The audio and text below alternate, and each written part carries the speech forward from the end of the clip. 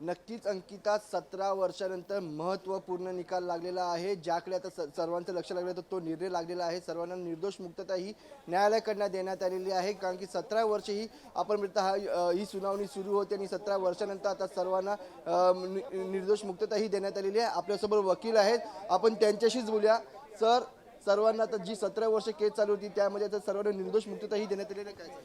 आज माननीय special NIA कोर्टाने सर्वांना आज निर्दोष मुक्तता केलेली आहे। पुराव्याअभावी सर्वांना सोडून दिलेला आहे। माननीय कोर्टाने आज निकाल देताना आत्तापर्यंतची घटनाक्रम कसा झाला, म्हणजे पूर्वी ATS तपास करत होतं, त्याच्यानंतर NIA या पिक्चरमध्ये आलं, NIAने चार्जशीट फाईल केली, आधी ATSने चार्जशीट फाईल केली, ते पूर्ण कोर्टाने आज एक फ्लॅशबॅक किंवा थ्रोबॅक जो म्हणतो तो कोर्टासमोर वाचून दाखवला आणि त्या पद्धतीने त्यांनी सांगितलं। त्याच्यानंतर माननीय न्यायालयाने जेव्हा निर्देश देताना किंवा आदेश देताना ज्या UAPAच्या सँक्शन होत्या, ज्या दोनदा सँक्शन मिळवल्या होत्या, त्या पूर्ण सँक्शन डिफेक्टिव्ह होत्या, विदाऊट अथॉरिटी विदाऊट मटेरियल होत्या, त्यामुळे त्या दोन्ही सँक्शन कोर्टाने त्या खोडून काढलेल्या आहेत। त्याच्यानंतर मकोका तर कोर्टाने आधीच काढलेला।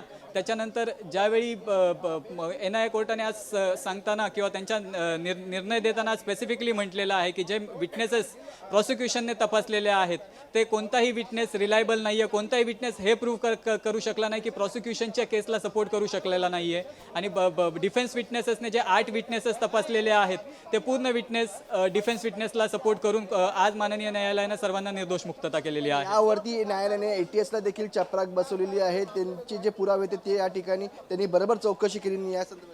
हे तर NIAच्या चार्जशीटमध्ये पण आलेलं आहे की जो चौकशी किंवा जो तपास ATSने केलेला आहे तो तपासच प्रॉपर नव्हता, हे NIAच्या चार्जशीटमध्येही आलेलं आहे आणि माननीय न्यायालयाने पुन्हा त्याची आठवण करून देत ते त्यांच्या विरुद्ध ताशेरे ओढलेले आहेत।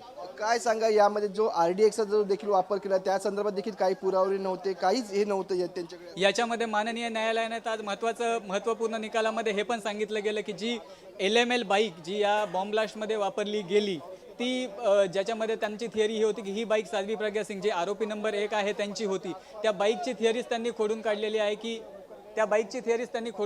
की ही बाईक प्रॉसिक्युशन प्रूव्ह करू शकले नाही की ही बाईक त्यांच्या साध्वी प्रज्ञा सिंग ठाकूरची आहे, हे प्रूव्ह करू शकलेले नाही आहेत प्रॉसिक्युशन।